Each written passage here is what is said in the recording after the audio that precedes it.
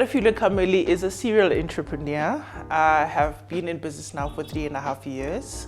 She's a mom, she's a wife, and she's somebody very, very determined to change the world, one mindset at a time.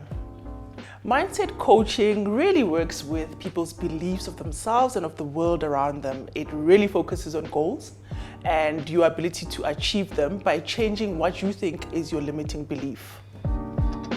My first step when I consult with a client is really to let them give me open cards. They tell me where their stumbling block is by answering just a few questions.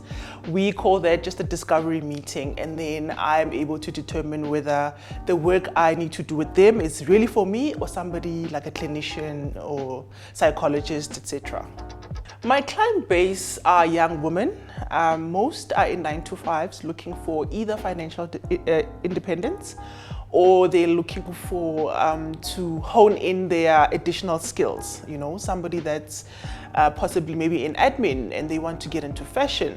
So anybody that's really pursuing business as an alternative career, but also people that have been laid off since it has been COVID that really want to do something for themselves and not just sit. I got into mindset coaching when COVID began and the country experienced a spike in gender-based violence. And I took it upon myself, having been a 9-to-5er for many years, to open this business online to try and reach as many women as I can, to help them get out of unsafe situations by opening up a side hustle or a business that will, economically liberate themselves.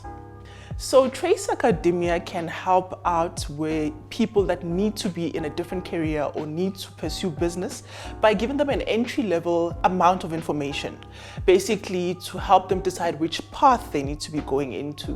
What I've found is that the diversity of the courses that are available there actually is wider than what would be necessary in a mainstream university or course. So having Trace Academia as the app to really point people into their passion-based projects more than academic type of backgrounds, which is what we grew up knowing as the only options for studying.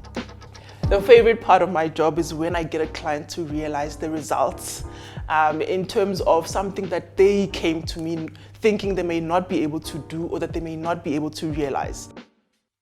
The advice I have for somebody who wants to get into coaching is to really look at their life as evidence, because what clients look for is how you lead your life. Of course, you're not perfect, you are a human being, but really qualify whether your goals are intact as a person, your work ethic has come together, your personal branding speaks to the coaching that you want.